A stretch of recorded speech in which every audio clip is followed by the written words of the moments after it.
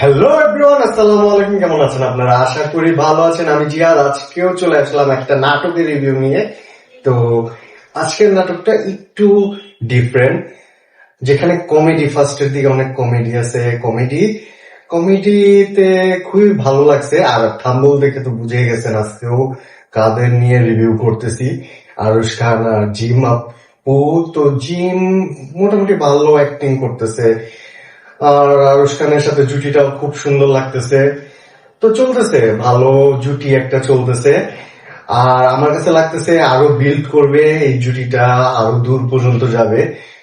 তো অ্যাক্টিং এর দিক থেকে জিমের এই নাটকে 100%, যদি আমার কাছে পার্সেন্ট জিজ্ঞেস করা হয়, 100-এ 85 আছে। আরুষ ভাইয়ের তো কথা বলার আর কিছু নাই। তো আমি মনে করি যে এই নাটকটা একটা রোমান্টিক নাটক, যেটার মধ্যে ওয়ান সাইডেড একটা থাকে। দেখা যায় যে একটা গরিব মানুষের মেয়ে থাকে জিম, আর সাথে দেখা যায় যে আরো কিছু থাকে বিষয়, যে ও একটা ফাউন্ডেশন চালায়, যে ফাউন্ডেশন যারা ঘুষখোর তাদেরকে নিয়ে আর কি করা হয়, যে তাদেরকে নিয়ে হাসাহাসি। তো এখানে একটু মানে আমাদের কিছু ইনফরমেশন দিয়েছে যে ঘুষখোরদের আসলে সমাজ থেকে যা করা উচিত সেই জিনিসটা নিয়ে কথা মানে দেখানো হয়েছে, যে তাদেরকে আসলে এটাই করা উচিত যারা ঘুষ খায়, যাদের অবৈধ টাকা, তো তাদেরকে নিয়ে। আর যারা মানে গরিবদের সাহায্য সহযোগিতা করে তাদের সাথে কি হয়। তো আর দেখা যায় যে এখানে গরিব বলে তার বাবা যেরকম রিয়েক্ট করে বা মেয়েটার সাথে, তো এই জিনিসগুলো নিয়ে আর কি নাটকটা পুরাপুরি পরিপূর্ণ আছে বললেই চলে। মোটামুটি সুন্দর একটা নাটক বললেই চলে। যে নাটকটা আমার কাছে খুব ভালো লাগছে। আশা করি আপনাদেরও ভালো লাগার কথা।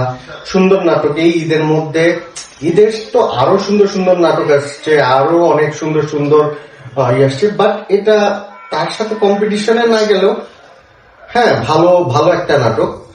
তো পুরাপুরি একটা ইমোশনাল প্লাস ড্রামাটিক্যাল প্লাস মানে গরিব বড় লোকের জিনিসটা তো রেগুলার, যে আমাদের রেগুলারলি যা হয় আর কি।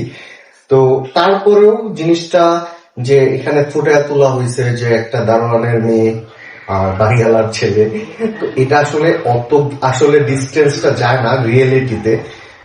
তো যতটুক যায় ততটুকু আসলে দেখানো উচিত ছিল, বাট এখানে একদমই দেখানো হয়েছে যে দারোয়ান প্লাস একদম বাড়িওয়ালা। তো যদি এরকম আপনারা কেউ কোনো জায়গায় দেখে থাকেন তাহলে অবশ্যই জানাবেন যে আপনারা এরকম কোনো জায়গায় দেখছেন কিনা, আসলে হয়েছে কিনা। বাট আমার কাছে এটা একটু আনরিয়েল টাইপ লাগছে। বাকি যে জিনিসগুলো পড়াশোনার জন্য ঢাকায় আসা, এই জিনিসগুলো হয়, বাট থাকার বাসস্থান পাচ্ছে না, এর জন্য একটা হ্যাসেল।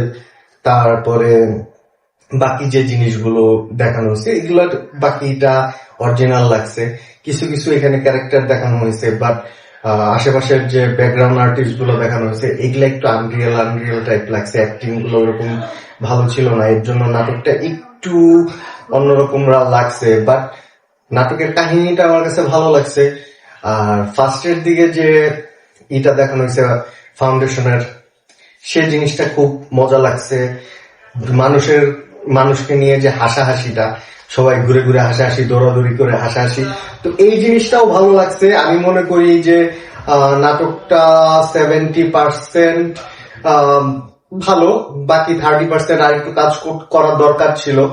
তো আমি মনে করি যে এইটুক 30% যদি এটা কমপ্লিট হইতো আর একটু ভালো হইতো। বাকি আরুশ খান আর জিমের অ্যাক্টিং ভালো ছিল।